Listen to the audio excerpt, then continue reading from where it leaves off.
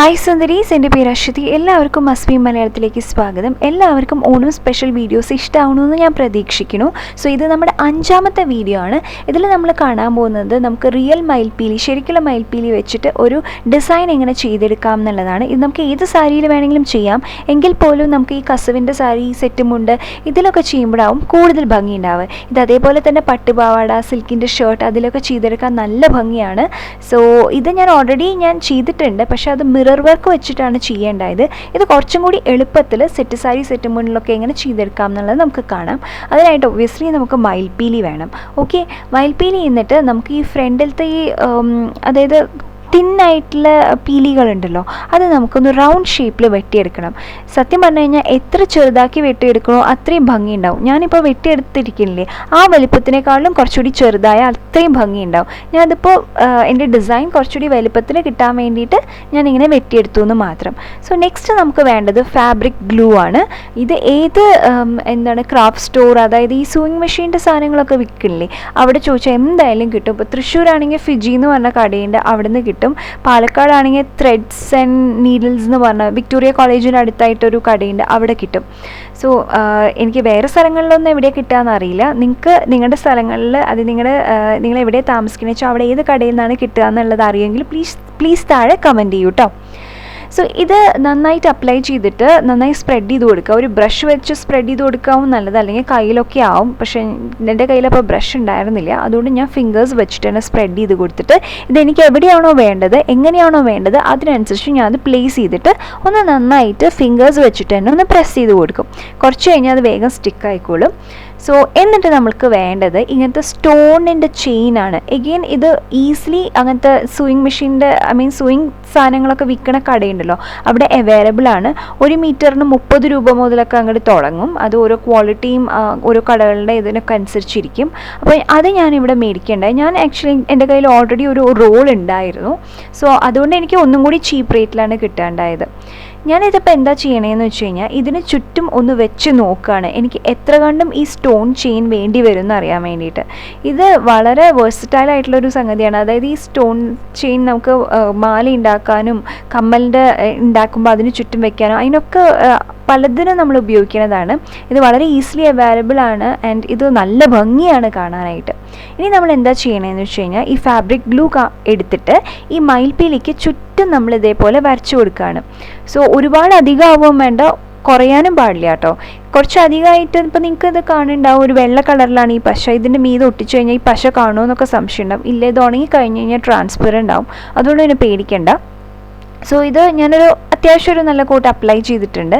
അതിനുശേഷം ഞാൻ ഓൾറെഡി എത്ര വേണം വെച്ചാൽ അതിനനുസരിച്ച് ഞാൻ വെട്ടിയെടുക്കുകയുണ്ടായല്ലോ.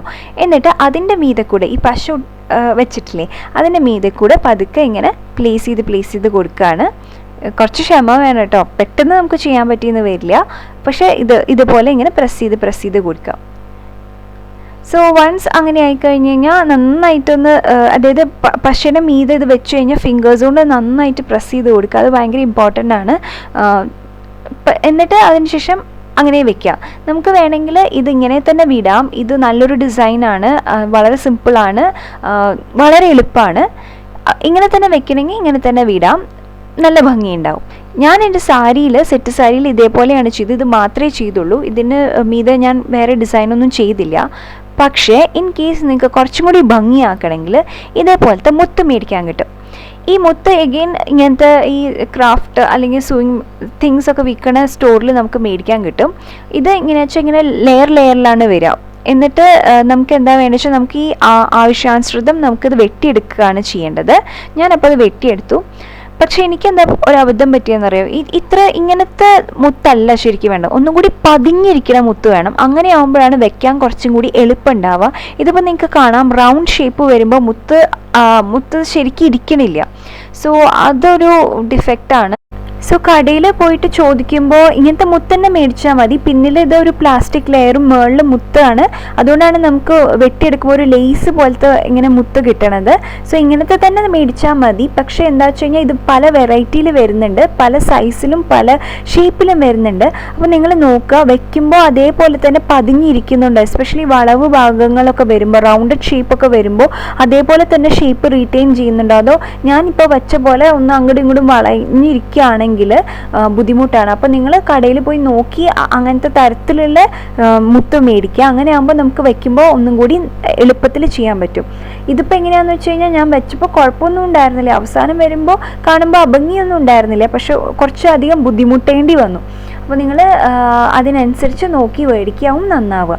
സോ ഇപ്പം ഞാൻ എന്താ ചെയ്തിരിക്കണമെന്ന് വെച്ചാൽ അതിന് ചുറ്റും എഗെയിൻ നേരത്തെ നമ്മൾ പശ അപ്ലൈ ചെയ്ത പോലെ തന്നെ സ്റ്റോണിൻ്റെ ചുറ്റും ഞാൻ പശ അപ്ലൈ ചെയ്തിട്ടുണ്ട്.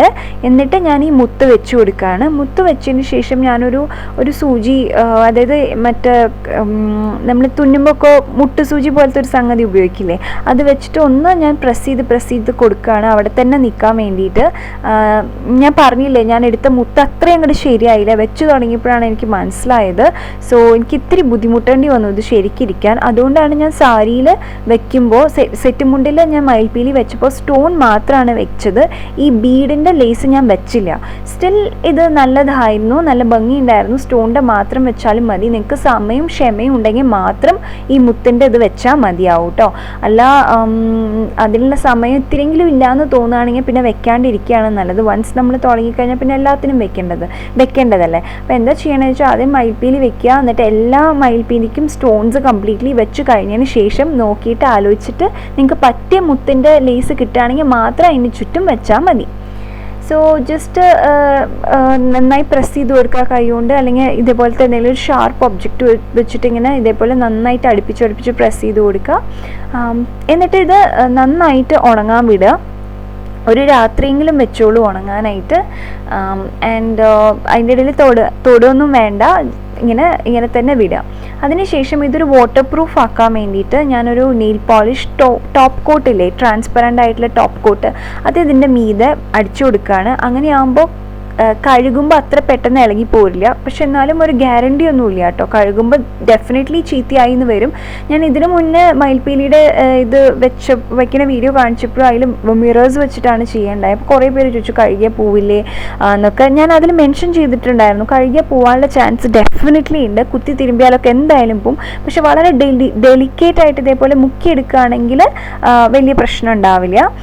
സോ അങ്ങനെയാണ് എൻ്റെ അനുഭവം. ഞാനിത് 1-2 തവണ വാഷ് ചെയ്യേണ്ടായി, വളരെ മൈൽഡായിട്ട്. സോ എഗെയിൻ ഈ നെയിൽ പോളിഷ് ടോപ്പ് കോട്ട് അടിച്ചു കൊടുത്താൽ വളരെ നല്ലതാണ്. സോ അത്ര പെട്ടെന്ന് പോവില്ല. അതാണ് എനിക്ക് പറയാനുള്ളത്. ഇങ്ങനെ കുത്തിത്തിരുമ്പാനൊന്നും പറ്റില്ല. വളരെ മൈൽഡായിട്ടൊന്ന് വെള്ളത്തിൽ മുക്കിയെടുക്കാൻ മാത്രമേ പറ്റുള്ളൂ. സോ അതൊന്ന് മനസ്സിൽ വയ്ക്കാം. അപ്പോൾ എല്ലാവരും ഒന്ന് ട്രൈ ചെയ്ത് നോക്കുക. വളരെ എളുപ്പമാണ്, എളുപ്പത്തിൽ ചെയ്തെടുക്കാൻ സാധിക്കും. എന്നിട്ട് എനിക്ക് ഫോട്ടോ അയച്ചു തരാൻ മറക്കരുത് കേട്ടോ. അപ്പോൾ എല്ലാവർക്കും ഈ വീഡിയോ ഇഷ്ടപ്പെട്ടു എന്ന് ഞാൻ വിചാരിക്കുന്നു. അങ്ങനെയാണെങ്കിൽ വീഡിയോ ലൈക്ക് ചെയ്യുക, കൂടുതൽ വീഡിയോസ് കാണാനായിട്ട് സബ്സ്ക്രൈബ് ചെയ്യുക. അപ്പോൾ അടുത്ത വീഡിയോയിൽ കാണാം. അതുവരെ bye, take care, love you all.